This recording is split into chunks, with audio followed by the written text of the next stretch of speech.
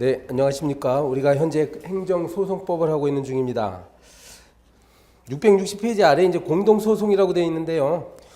요 파트는 거기서부터 뭐 소송 참가 664페이지까지는 사실 가볍게 그냥 한번 읽어 보시기 바래요. 여기는 이제 원래 민사소송법 내용입니다. 민사소송법 내용인데 아시다시피 우리가 공부하고 있는 행정소송법은 법 조문의 수가 작아요. 실제적으로 수많은 소송 절차는 민사소송법 규정을 준용해서 씁니다. 따라서 이제 소개를 하지 않을 수가 없기 때문에 소개를 한 것이고, 실제로 행정법 시험에 이 소송 절차를 자세히 물어보지는 않아요. 그러니까 몇 년마다 한 번씩 국가고시에 출제는 되고 있습니다만, 자, 개념 정도 아시면 될 것 같습니다. 660페이지 아래 공동소송이라고 되어 있잖아요. 공동소송은 이른바 주관적 병합이다. 맨 아랫줄에 나오죠. 주관적 병합 이런 말 나옵니다. 공동소송. 여기에 이제 가령 뭐 서울시장이 있고 뭐 서울 시민들이 어떤 공통적인 사항을 가지고 만약에 5명이 서울시장을 상대로 똑같이 소송을 제기할 때 한 장의 소장에다가 이 사람들이 전부 원고가 될 수도 있어요. 그렇죠?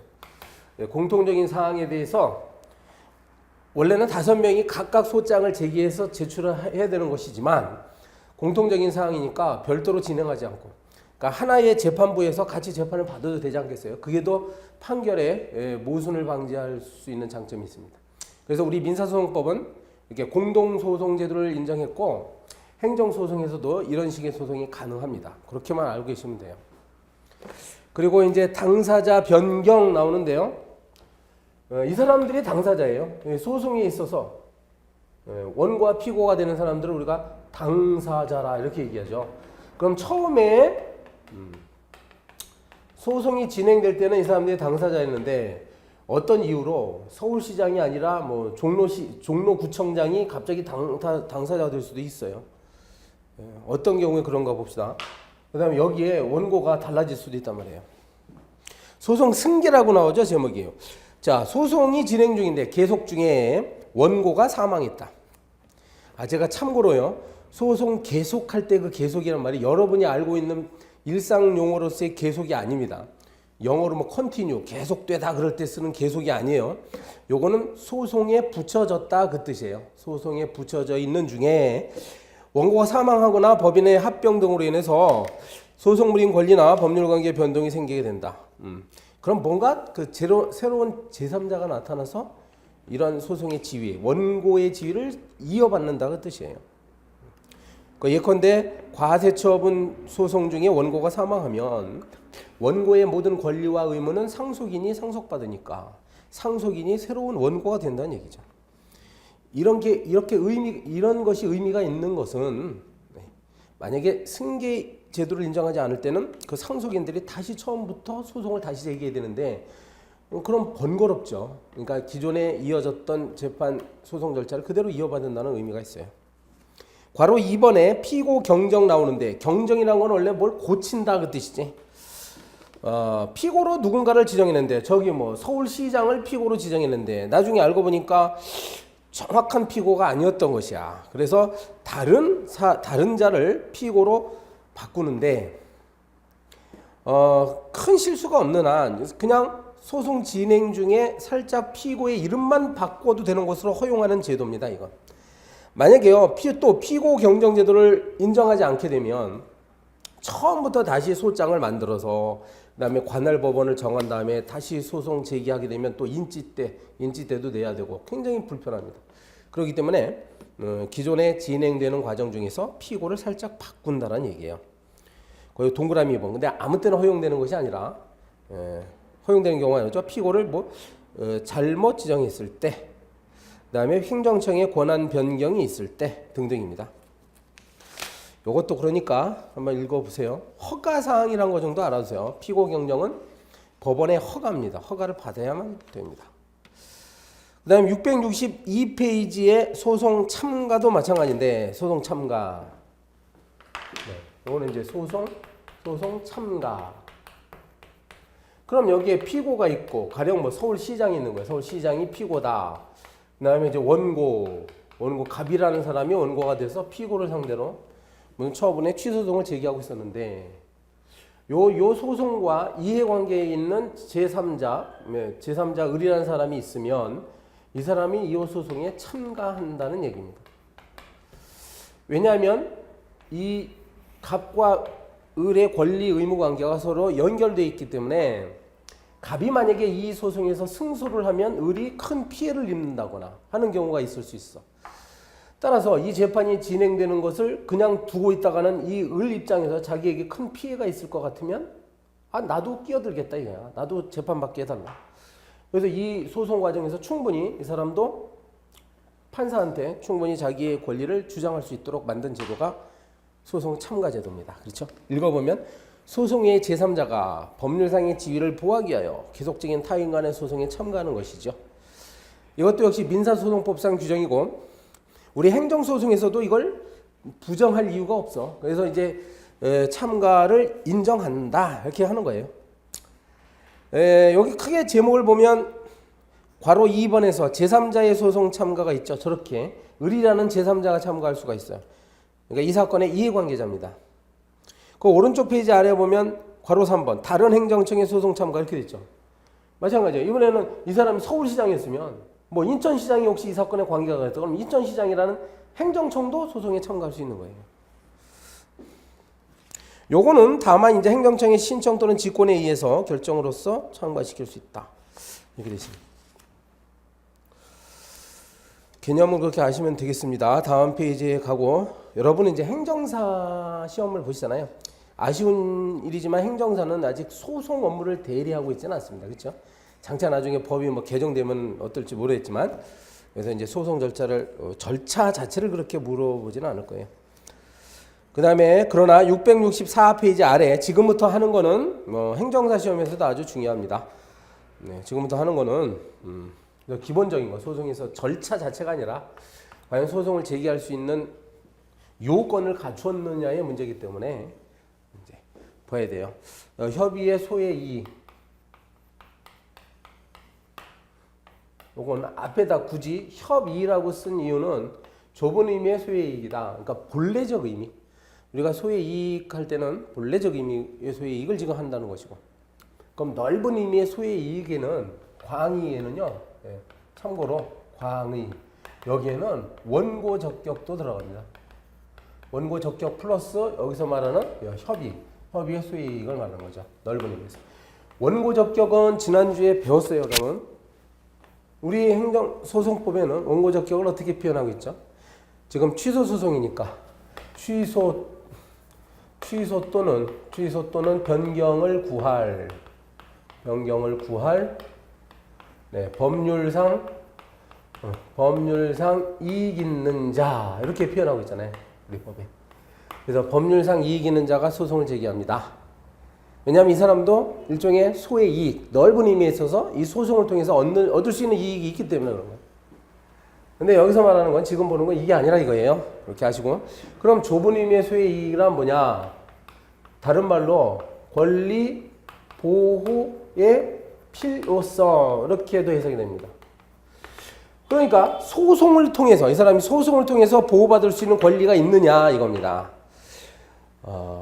소송이라는 거는 금방 끝나는 게 아니죠. 이제 뭐 길게는 몇 년이 걸리고 최소한 몇 개월 걸립니다.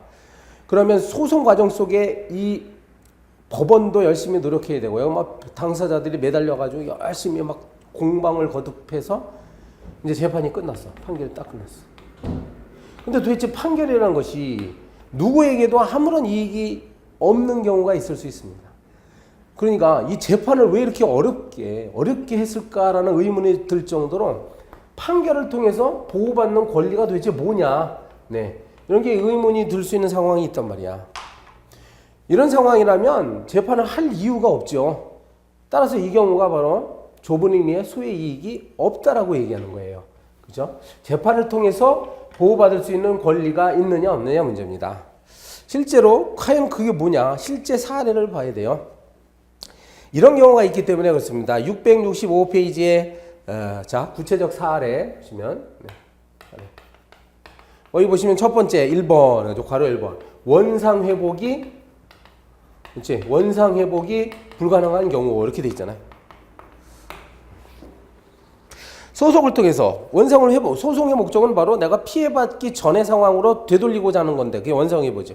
예를 들면 예컨대 건물의 철거 명령을 받아서 취소 소송이 제기됐어. 그럼 내가 소송을 제기할 수 있을 텐데 이미 건물이 철거됐으면 어떡하냐 이거야.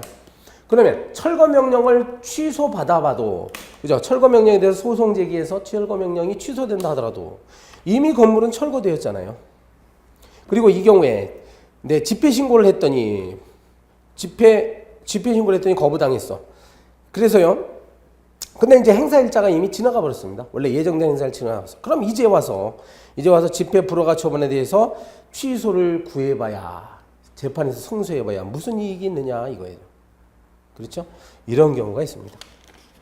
원상회복 불가능 경우. 그 다음에 다음 페이지에 가면 처분 후에 사정 변경에 의해서 권익 침해가 해소된 경우, 사정 변경.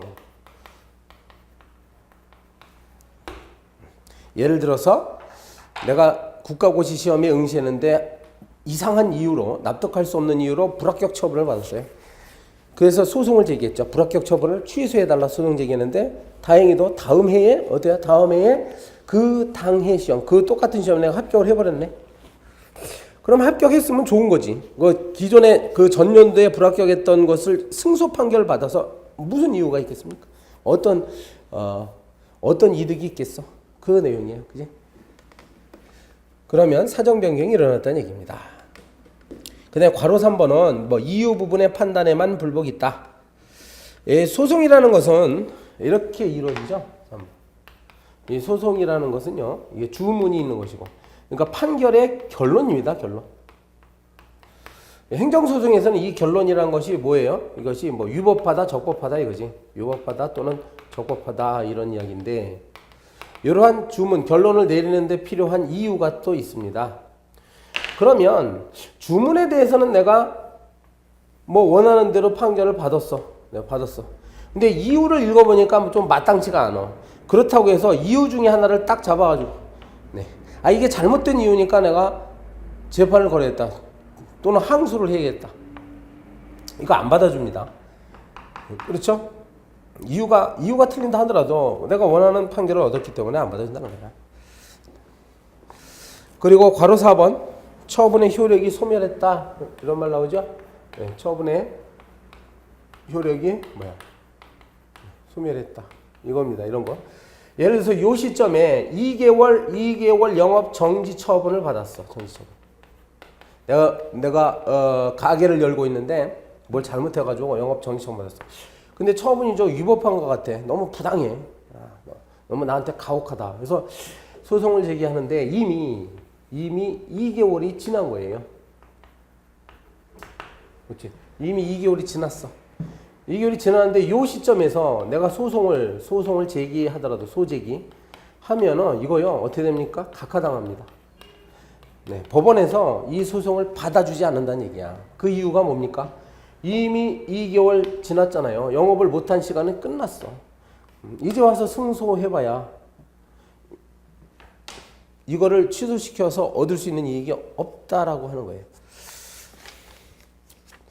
근데 좀 어려운 게 있긴 있는데 667페이지 맨 아래 보세요.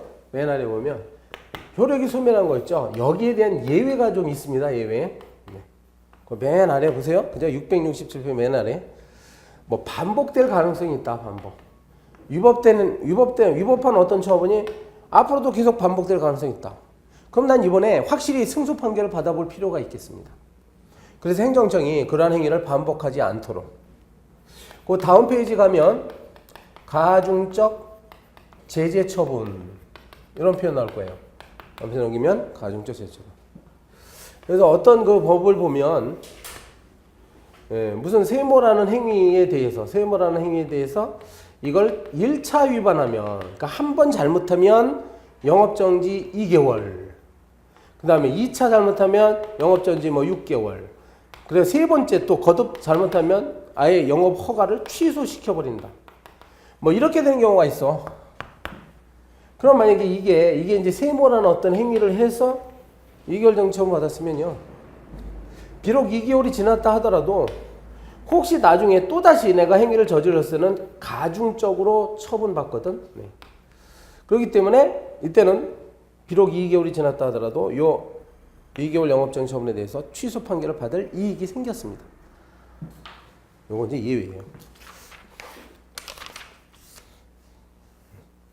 지금 668페이지 아래쪽에 한 거죠.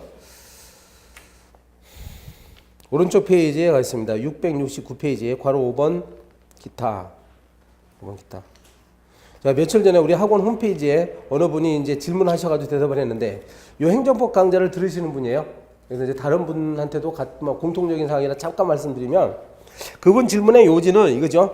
이게 지금 내 강좌가 굉장히 페이지 수가 빨리 넘어가는데, 그죠? 너무 빨리 넘어가는 거 아니냐? 그리고 그러면 수업 시간에 언급하지 않은 거는 그럼 안 읽어도 되느냐? 이런 질문을 하셨어요. 일단 첫 번째로 빨리 넘어간다는 것은 그거는 괜찮습니다. 왜냐하면 이거를 뭐 자세히 해서 좋은 건 아니야. 그리고 우리에게 주어진 시간은 얼마 안 되기 때문에 이 900페이지 가까이 되는 책을 꼼꼼히 전부할 수가 없어요. 그리고 시험에 나올 수 있는 부분을 제가 여러분한테 해드리는 것이고, 나올 수 있는 건 다 하는 겁니다. 빠뜨리지 않고 하는 것이고, 그리고 그 가능성이 떨어지는 부분까지 전부 할 수는 없어요. 여러분 이제 2회 독하고 3회 독해서 여러분 실력을 만드는 것이죠. 그 다음에 이제 그렇다고 하더라도 수업 시간에 내가 다루지 않았던 것은 전혀 읽으면 안 되느냐? 읽으면 좋죠. 그래서 여유가 있으면 다 읽으시기 바랍니다. 그래서 많이 읽으시면 점수 얻는 데 도움이 돼요. 그리고 책이라는 것은 논리적으로 하나의 완결된 책이에요. 그래서 쭉 읽어보실 필요가 있어요. 설사 시험에 나오지 않다 하더라도 필요한 부분이기 때문에 제가 책에다가 써 놓은 겁니다. 논리가. 그래서 앞뒤가 서로 연결돼 있고, 한 챕터를 이해하려면 전부 사실은 읽어봐야 돼요. 읽어봐야 돼. 이런 취지니까 네, 참고의 말씀을 드렸습니다. 그 다음에 이제 우리가 이론 과정이 끝나면 객관식으로 넘어가지 않습니까? 그래서 객관식 문제풀이 할 때 이게 부족했던 부분들 다시 보충할 수 있어요. 여러분 지금 단계는 이제 큰 틀을 잡으시면 돼. 우리가 소송하고 있잖아요. 이 정도 아셔도 지금 수업 시간에 제가 설명드린 거 있죠, 오늘 당장? 네, 이런 걸 이해하면 훌륭한 거예요. 지금 뭘 하고 있다고요? 소의 이익이잖아요. 네. 소송을 제기할 때 무조건 제기하면은 항상 법원에서 받아주는 거 아니에요. 네. 요건 중에 하나로서 바로 이득이 있어야 돼. 이런 이익이 있는데 이익이 없는 경우가 있죠, 이렇게. 이해되죠? 네, 그럼 충분합니다. 그래서 670페이지를 살짝 넘겨보시면 670페이지 굉장히 많은 사례들이 있잖아요. 협의의 수의 이익 관련 사례. 이걸 지금 이론 과정에서 이걸 일일이 다 할 수가 없지 않겠습니까? 나중에 객관식 문제 풀면서 그때 문제 풀 때 그때는 제가 자세히 설명드릴 거예요. 실제로 출제되는 문제들. 670페이지 그 위쪽에 보세요. 670페이지 위쪽에 보면 3번 해가지고 현역병 입영 대상자로 병역 처분을 받은 자 이쪽 나오죠? 자 보세요. 현역병 입영 대상자야. 입영했어요. 지금 논산훈련소에서 한참 훈련받는 사람이야. 자 그럼 여러분 생각해봐요. 너 말이야 지금 어차피 논산훈련소에 입대를 했으니까 이제 그냥 병장까지 다 군 생활하고 나와. 이렇게 해야 되겠어요? 아니면 지금이라도 이 입영 처분이 위법하다고 한다면 지금이라도 재판을 통해서 구제받을 길을 찾는 게 좋겠습니까? 그래서 여전히 소의 이익은 있는 것이겠죠. 지금 입대를 했다 하더라도. 원상의 의혹이 불가능해요? 그렇다고 볼 수는 없습니다. 그런데 이제 그 바로 아래에 있는 판례 같은 경우는 또 모병으로 자진 입대했대요. 우리나라의 모병은 아마 이제 해병대 같은 것 몇 개 있죠? 해병대. 그래서 이 사람이 처음에 입영 처분에 대해서 다투다가 어차피 가야 되겠다. 그래서 이제 자진해서 해병대 입대했어. 그러면은 그 처음에 있었던 입영 처분을 이제 와서 취소받아봐야 얻는 이익이 하나도 없지 않습니까? 그러니까 그런 경우는 소의 이익이 없다 이거예요. 어렵지 않아요? 넘어가겠습니다. 673페이지. 673페이지에 가면 소의 대상인데, 소의 대상. 대상적격이라고 표현해요. 원고적격, 피고적격. 그리고 이제 대상. 도대체 행정소송의 취소소송의 대상은 무엇이냐? 처분 등 이렇게 돼 있어요. 우리 소송법에는 처분 등으로 명시하고 있다. 그럼 처분 등이 뭐냐에 대해서 소송법에 개념 정의가 있거든요. 보세요. 굵은 글씨로 돼 있죠. 행정청이 행하는, 행정청은 이제 서울시장 같은 사람이잖아요. 구체적 사실에 대해요. 그러니까 추상적인 입법 그러면 안 됩니다. 구체적 어떤 사실, 가령 뭐 허가 거부 처분이라든지, 요거 영업정지 2개월 처분, 이런 구체적 사실에 관한 법을 집행하는 내용이어야 돼요. 법 집행. 그러니까 법을 제정하는 거, 이거는 취소소송의 대상이 안 됩니다. 그러니까 법률 자체를 취소해달라 이렇게 하는 거는 원칙적으로 안 된다 이 말이야. 그 법을 행정부 소속 공무원들이 집행했을 때 그 결과에 대해서 소송 제기하는 거예요.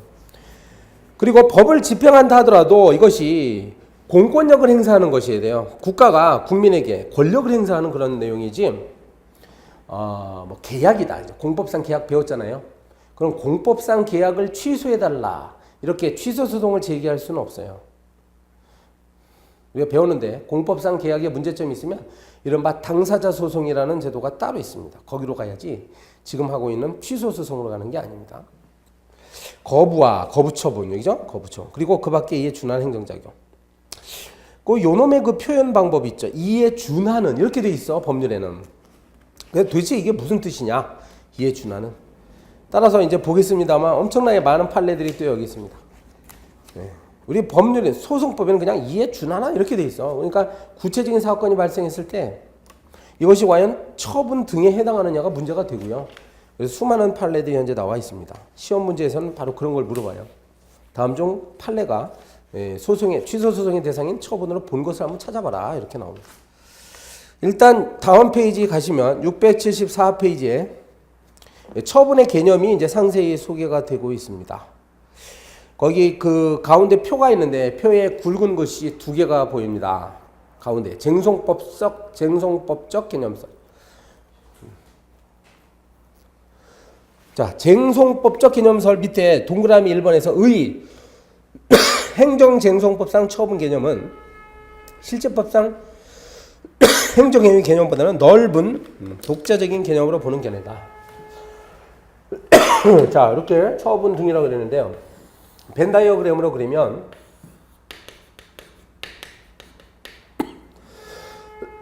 처분의 개념은 다시요. 이 거꾸로 됐네.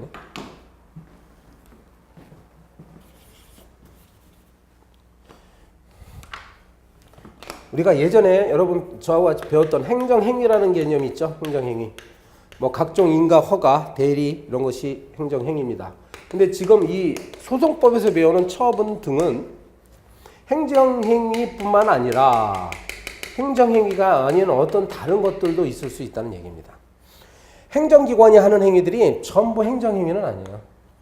근데 다른 어떤 행위들을 많이 하는데 상당한 부분들이 처분에 해당해서 조금 전에 처분의 개념 정의 내렸잖아요. 공권력의 행사까지 공권력 행사하는 거. 여기에 해당해서 이것이 소송으로 그러니까 취소 소송의 대상이 될 수 있는 것들이 많이 있어. 자, 그렇게 쟁송법적 개념인 처분은 행정행위 개념보다 넓으냐 좁으냐 했을 때 넓다 이렇게 하는 거예요. 넓다. 자, 오른쪽 675페이지 아래 처분 개념의 주요 요소입니다. 첫째, 행정청을 보시면 처분은 행정청이 행하는 공권력 행사다. 이렇게 나오죠? 처분은 행정청이 행하는 공권력 행사다. 행정청은 뭐냐? 행정 주체의 의사를 결정하여 외부에 표시할 수 있는 권한을 가진 기관이다. 라고 합니다. 외부에 표시할 수 있는 권한을 가진 기관. 서울시장 같은 사람이 여기에 해당돼요. 국회는 누가 행정청이 된다고 배우셨죠? 원래 국회는 국회의장의 이름으로 막 처분을 하는 경우가 많은데 국회의장이 한 처분일지라도 국회 사무총장을 피고로 해서 할 수 있습니다. 사실은 소송에 피고를 할 때는 국회 사무총장이야. 근데 이제 국회라는 기관 자체가 어떤 행정청이 될 수도 있습니다. 거기 밑에 판례 학습 중에 첫 번째 판례 징병검사 어쩌고 나오죠. 신체 등위 판정은 행정처분이 아니다. 예, 신체 등위 판정은 군의관이 하는 것인데 군의관은 그냥 의사일 뿐이에요. 의사가 신체 등위를 A급이냐 B급이냐 하는 것은 처분이 아니고 이 신체 등위 판정에 따라서 병무청장이 현역병으로 입영 처분할 때 그 입영 처분 자체가 그게 처분이 됩니다. 자, 박스 밑에 두 번째 구체적 사실에 관한 적용이라고요. 구체적 사실. 자, 다음 페이지 갑니다. 이것도 다음 페이지 가면 제목만 봐도 돼요. 676페이지에 3번 법 집행이라고 나오죠. 법을 집행하는 것이다. 그러니까 법을 만드는 과정은 처분이 아닙니다. 그리고 공권력을 행사한 것이고 쭉 내려와서 밑에 4번 외부에 대한 법적 효과를 발생시켜야 돼요. 행정기관 내부에서만 끝나는 그런 행위는 취소소송의 대상이 안 됩니다. 외부에 국민들이 있죠. 국민들의 권리나 의무에 영향을 주는 행위에 돼요. 예를 들면 오른쪽 판례학습 1번 남녀차별금지법에 따른 국가인권위원회의 성희롱 결정 시정조치 거는 거. 자, 만약에 어떤 사람의 행동을 성희롱이라고 결정을 하는 순간 이 사람은 이제 공무원이라면 뭐 징계위원회에 붙여질 테고 공무원이 아닐지라도 회사 내부에 뭐 징계위원회에 붙여질 가능성이 커요. 그러면 권리를 제한하는 역할을 하지. 따라서 이건 처분이라고 했습니다. 그런데 3번 판례처럼 해양수산부 장관이 부산에서 이번에 새로 만든 항구의 이름을 뭐 부산 뉴포트 이렇게 항만 명칭을 부산 뉴포트로 결정했어. 그러면 이것이 부산 시민들에게 어떤 영향을 주느냐? 영향을 주겠죠. 그러나 이것은 사실적 이익에 불과한 것이고 권리상에 부산 시민의 법적인 권리에 어떤 영향을 주겠습니까? 그러니까 외부적인 효력이 발생하지 않는 것이에요. 즉 이 말은 취소소송의 대상이 안 된다는 얘기고요. 679페이지 갑니다. 679페이지 거부처분. 거부처분은 처분의 하나예요. 개인이 행정청에 대해서 일정한 처분을 신청했는데 이 행정청이 이걸 거부한 거죠. 그런데 행정청이 거부했다고 해가지고 전부 거부처분이 아니야. 거부처분이 되기 위해서는 다음과 같은 요건을 갖춰야 돼요. A에 있죠. 동그라미 A에. 자, 신청했던 행위가 공권력을 행사해달라. 와 같은 행위가 됩니다. 공권을 행사해달라. 근데 그리고 그 거부 행위가 신청인의 법률 관계, 즉 권리나 의무에 어떤 변동을 일으켜야 되는 것이다. 뭐 사실적 조건만 갖고 있어서는 안 됩니다. 그리고 이 국민은 행정청에게 그러한 신청을 할 수 있는 신청권이 있어야 돼요. 근데 신청권은 법규상으로도 나타난 건 당연하고 플러스 조리상으로도 신청권만 있으면 됩니다. 조리상으로라도 신청권이 있으면 됩니다. 그럼에도 불구하고 거부를 당했을 때 나는 거부 처분을 취소해달라고 취소소송을 제기할 수 있어요. 681페이지 판례 잠깐 보시죠. 681페이지 판례 6번 판례 같은 경우에 6번 자치단체장이 국유 잡종 재산을 대부해달라 빌려달라는 신청을 거부했어. 공권력을 행사한 게 아닙니다. 이거는 국가가 갖고 있는 잡종 재산을 잠시 빌려달라는 것에 대한 거부일 뿐이에요. 빌려달라. 즉 임대차 계약을 맺어달라. 그러니까 계약을 맺어달라 그거잖아. 계약을 맺어달라에 대한 건 거부니까 이건 공권력 행사한 게 아닙니다. 우리 민법상에 대등한 관계자끼리 대등한 자들끼리 서로 계약을 맺는 거와 똑같아요. 682페이지에 가면 거부 처분의 처분성 관련 사례가 가지고 많이 나오죠. 여기도 또 많은 판례가 있고 시험 문제도 나옵니다. 처분성을 인정한 것, 인정하지 않는 것들을 찾아봐라. 이렇게 돼 있어요. 684페이지에 갑니다. 그 밖에 이에 준하는 행정작용이라고 나오잖아요. 이거 아까 소송법에 이렇게 규정되어 있었다고 했죠. 그럼 도대체 이제 구체적으로 과연 여기에 해당하느냐? 보겠습니다. 684페이지 사실행위 나오죠. 권력적 사실행위는 처분성이 인정될 수 있어요. 그러니까 권력을 행사하는 사실행위다. 거기 보시면 재산 압류, 공매처분, 단수처분 등 수돗물을 갑자기 끊어버립니다. 그럼 나는 행정심판이나 행정소송 제기할 수 있어요. 왜냐하면 이게 처분성을 갖고 있기 때문에. 처분성이라는 것은 외부적으로 법적인 효력이 나타나죠. 내가 수돗물을 먹을 수 있는 권리가 있는데 권리를 행사하지 못하잖아요. 그런 뜻이다. 니은, 동그라미 니은의 단순한 관념의 통지. 어떤 사실을 그냥 단순히 상대방한테 알려주는 행위는 처분이라고 볼 수가 없습니다. 오른쪽 페이지에 685페이지에 명령 행정규칙 고시 이렇게 나오잖아요.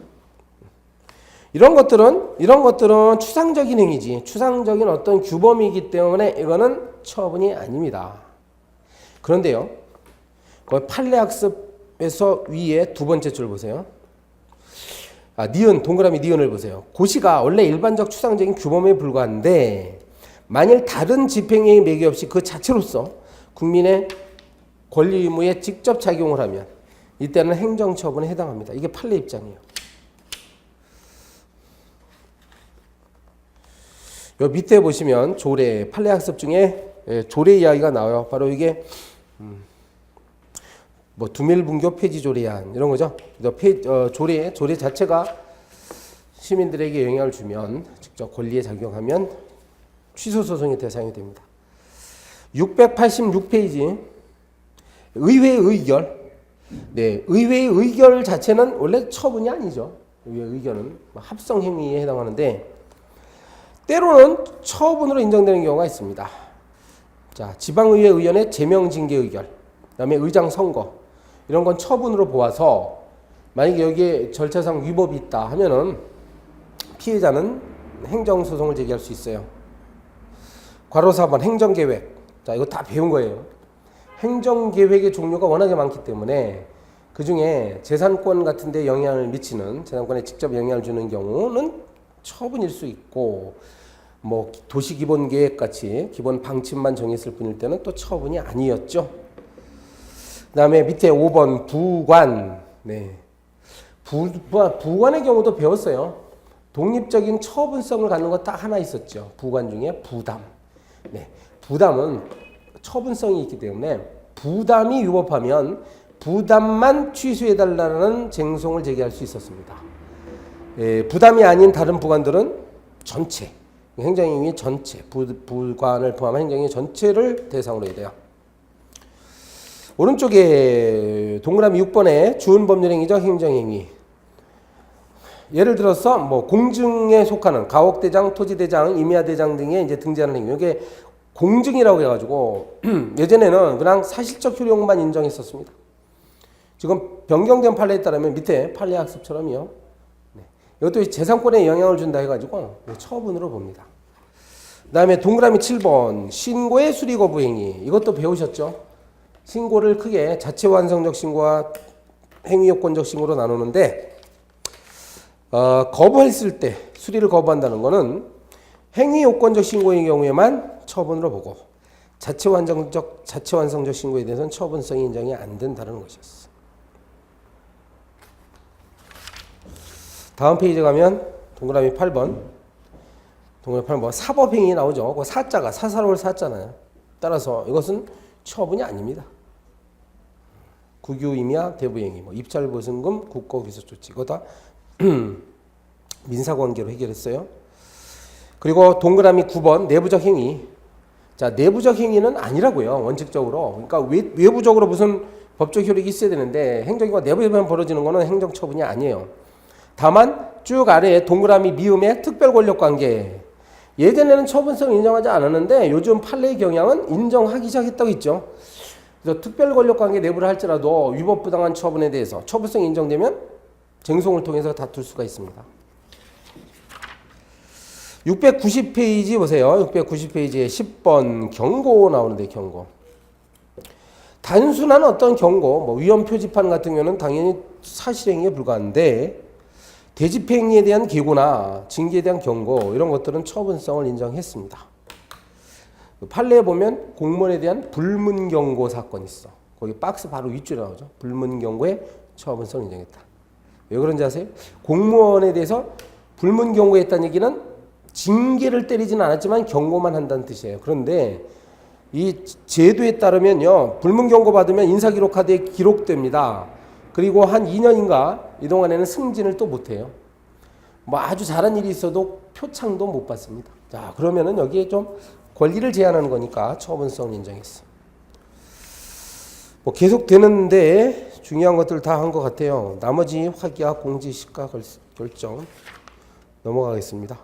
이러한 것들이 굉장히 많죠. 그래서 처분성 인정 여부가 문제됐던 사례들이 너무나 많아요.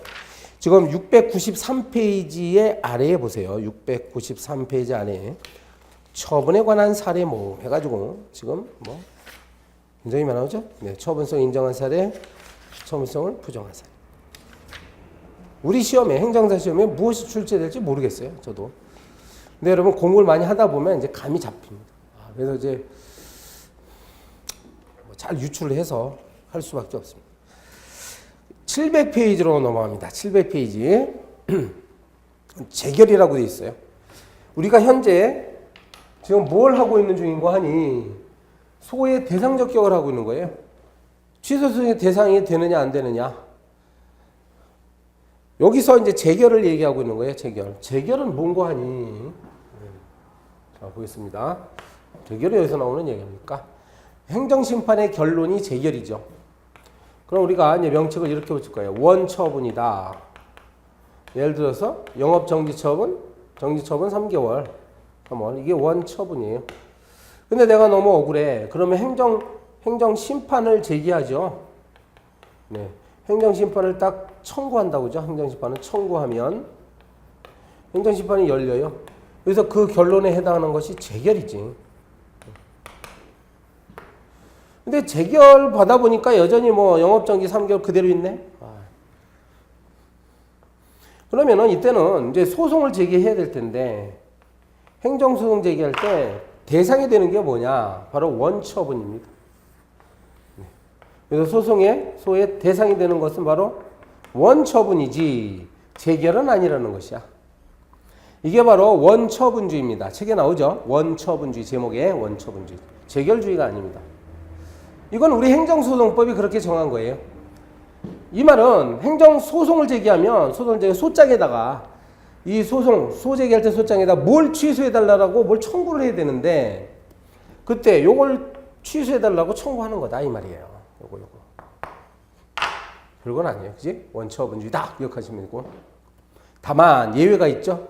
거기 괄호 3번에 재결 소송의 필요성 어제 나오고 괄호 4번에 보면 재결 자체의 고유한 위법 나옵니다. 네. 우리 소송법은 이 재결 자체에 만약에 고유한 위법이 있다고 한다면 법을 위반한 그러면 그때는 이것도 역시 행정소송의 대상이 됩니다. 소대상. 자, 정리하면 원칙적으로는 원처분주의. 재결 자체에 고유한 위법이 있으면 소의 대상. 고유한 위법이 있다는 건 뭘까? 예를 들면 뭐 불이익 변경 금지 원칙 위반. 불이익 변경 원칙. 요거는 원래 행정심판의 재결 내용은 본래의 처분보다 상대방한테 불리하게 하면 안 됩니다. 여기 영업정지 3개월이지. 근데 재결을 내리면서 영업정지 뭐 5개월 이렇게 하면 이거보다 더 불리해지잖아요, 상대방. 이렇게 되면 시민들은 겁이 나서 행정심판을 청구할 수 없게 돼요. 그래서 우리 행정심판법엔 이러한 원칙을 뒀습니다. 근데 만약에 재결이 5개월이다 이렇게 나오면 이 자체가 유효법한 거예요. 그럼 나는 이거를 취소해달라고 소송을 제기할 수 있습니다.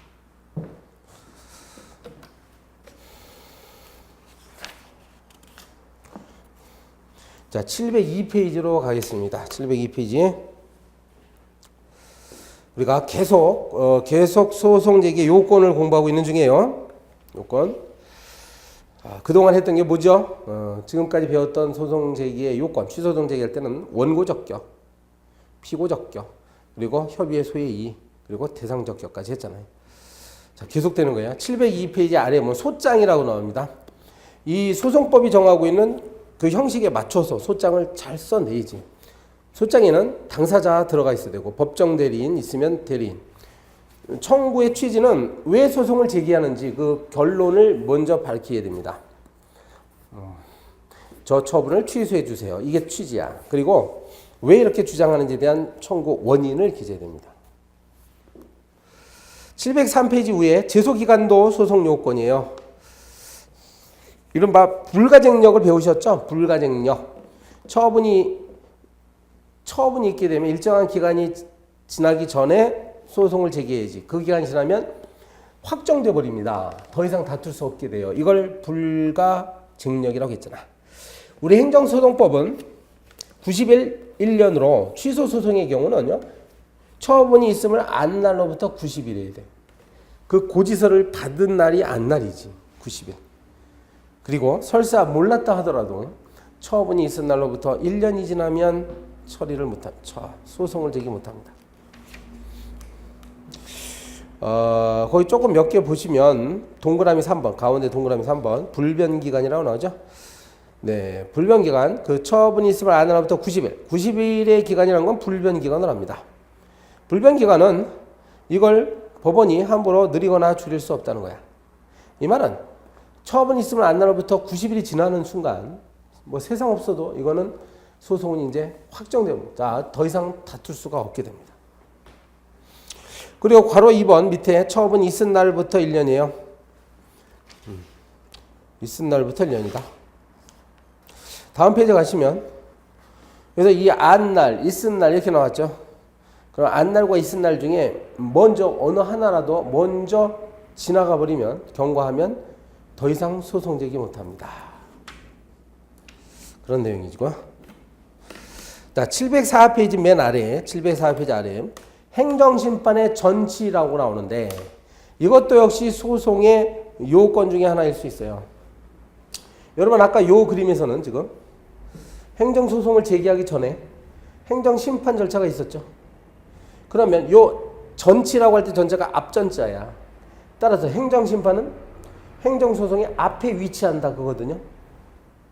자, 근데 문제는 우리 행정소송법은 저렇게 반드시 행정소송 제기하기 위해서 행정심판을 꼭 제기할 필요는 없다라고 하고 있습니다. 없더라고 있습니다. 그래서 원칙이 임의적 행정심판 전치예요. 우리 소송법에 이렇게 규정되어 있어. 취소소송은 법령의 규정에 의하여 당해 처분에 대한 행정심판을 제기할 수 있는 경우에도 이를 거치지 않냐고 제기할 수 있다. 그러니까 행정심판을 뛰어넘어서 그냥 소송을 제기해도 된다는 얘기예요. 예전에는 필수적 전치주의였어. 그러나 행정심판의 어떤 능력의 한계가 있기 때문에 그냥 시민들이 막바로 법원에다가 소송 제기해도 돼요. 다만 705페이지처럼 괄호 3번 필요적 행정심판 전치가 있습니다. 예외적으로는 어떤 법률이 개별법이요. 자, 요 사건에 대해서는 반드시 행정심판을 거쳐야만 소송을 제기할 수 있다라고 규정되어 있으면 그건 필요적 행정심판 전치예요. 사례가 있습니다. 사례. 세 번째 줄 다른 법률로는 국가공무원법이나 지방공무원법에요. 소청제도가 있어요. 즉 공무원들을 징계할 때 소청심사위원회를 반드시 거쳐야 돼요. 그리고 국세기본법 세금을 부과하는 거지. 세금 부과할 때 심사청구나 심판청구 제도가 있는데 여기 행정심판이고요. 심사청구나 심판청구 제도 한 번은 꼭 거쳐야 됩니다. 뭐 참고로 심사청구는 국세청장한테 하는 것이고 심판청구는 조세심판원장한테 하는 거예요. 근데 두 개 중에 반드시 하나를 거친 다음에야 행정소송을 제기한다 해가지고 필요적 심판 제출입니다. 그런데요, 우리 책에는 보면 이러한 필요적 행정심판 전치가 있다 하더라도 여기에 대한 예외가 또 있어. 즉 개별법이 행정심판을 꼭 거치라고 했다 하더라도 밑에 그 박스에 해당하는 그런 경우는 행정심판 거치지 않아도 됩니다. 네, 그런 내용이에요. 지금까지 국가고시에 딱 한 번 출제된 것으로 알고 있는데 보겠습니다. 자, 706페이지에 가면 706페이지는 생략하겠습니다. 적용 범위. 그리고 707페이지에 가면 707페이지 행정심판 전치 이행정판 이것도 생략하겠습니다. 707페이지 맨 아래 보세요. 소외 변경. 소송의 계속구, 당사자, 청구 취지, 청구 변경 등 전부 또는 일부를 변경하는 것을 소의 변경이라고 이야기합니다. 다음 페이지 가면 700페이지 가면 괄호 2번 소의 종류의 변경. 소의 종류의 변경. 종류 자체를 변경하는 것도 있을 수 있어요. 우리가 지금 취소 소송을 하고 있죠. 네, 취소 소송을 취소 소송이 아닌 다른 항고 소송으로 바꿀 수도 있어. 이거는 이제 법원에서 허가합니다. 이것도 넘어갈게요. 그다지 뭐 그렇게 넘어가겠습니다. 이제 709페이지인데 요거는 709페이지. 자, 처분 사유의 사후 변경 있죠? 요거는 쉬었다가 2교시 하겠습니다.